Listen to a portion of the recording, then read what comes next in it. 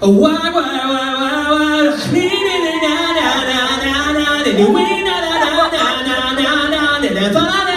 I love that song. You want to know why I love that song? I love that song because Rihanna has found a way to write a song about working, entitled it Work, yet seamlessly record the laziest vocal in Billboard music history. It's absolutely phenomenal. But you know what? To give her the benefit of the doubt, at least she wrote a song that sounds like an actual work day. You know what I mean? Because at the beginning, it's just like your work day. Very promisingly, you know? But by the end, sounds like she wants to go home. She's just like, okay, oh my God, I thought I took my 10. And then she gets the mid-shift call from her boyfriend. You need to come home, I just miss you. Why are you calling me at my place of work, Aubrey? I've got people trying to end me. Who is trying to end you, Aubrey? That doesn't make any sense. I mostly love that joke because I love reminding people that Drake's name is Aubrey. And if you're not addressing him as that or Wheels from Degrassi, then you're what's wrong with pop culture. All right? So, you can write it in your comment cards. That Mike Valdes is a silly goose. But yeah, so a little bit about myself. My name is Mike Valdes. And I'm not very good at sports, you know? But I do like to give myself the benefit of the doubt. So I'll say this.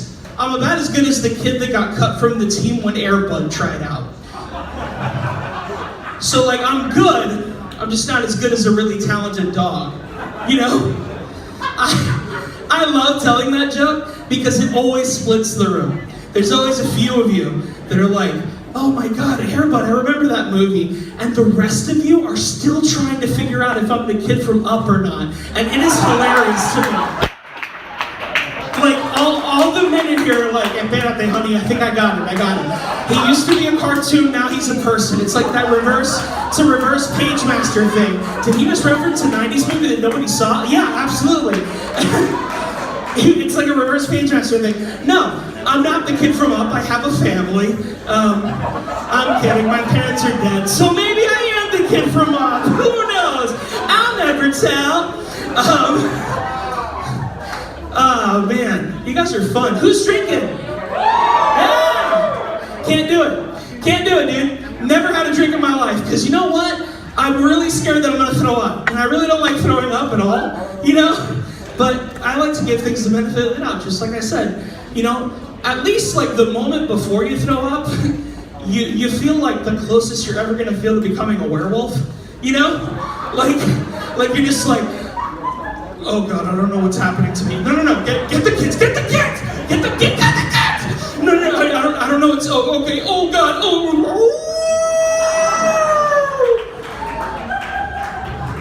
Or you throw up like Tim Allen, you go, like, you're either Team Werewolf or Team Allen, that's the way it is. I was going to talk to you guys about love, but I don't have very much time to do that. And honestly, it looks like you guys got it figured out. So I'll say this: the only relationship that I really believe in anymore is my relationship with Netflix. Because, oh yeah, absolutely, you're right, Tiffany or whatever your name is. I believe in it because it's the only relationship that gives me more than I can handle, but still keeps asking me if I wish to continue. You know, like. Of course, this is amazing. It's only $9 a month. Oh my God. One thing I will say though, you know, there's a crazy thing that women have about Netflix and watching serial killers. Like, what is it? Like, do you like their organization? Like, what is it? I don't get it. But, you know, and there's a lot of really good dark shows, like that new Ted Bundy documentary is incredible. But honestly, I think the darkest show on Netflix is Fuller House. Honestly, I don't know why I'm not being carried out of this room right now. Like, Fuller House is actually a really dark show. Yeah, it is a Hallmark card that takes a half hour to read, but look, it is. But look, in the original Full House, the reason why the show happens at all is under the darkest circumstances.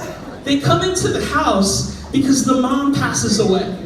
Now, in this new one, they're like, okay, now we're gonna center it around the girls, but you know what? This time the husband passes away. So again, let's give things the benefit of the doubt. Maybe we can finally get a Making a Murderer on why the spouses keep dying on Full House. And honestly, I don't even think it's a person. I think it's the house. I really do. And you know what? So much so, I'm gonna do an impression of you watching Making a Murderer Fuller House Edition. You're gonna watch, and you're gonna go down into the garage, which is a set piece you've only seen in one episode of the entire series. I know I watch the show a lot, shut up. So, you're gonna go down into the garage, you're gonna see body parts everywhere, and you're gonna hear, everywhere you look, everywhere there's a heart, there's a heart. And hold on to, oh my God, and they just cut it out? Have mercy, how rude, you got it, dude. That's what happened to the milkman, that's what happened to the paperboy, and that's what happened to evening TV. Wake up, San Francisco, it was the house. It has always been the bad how, been the house. Hey, you guys have been amazing. My name is Mike.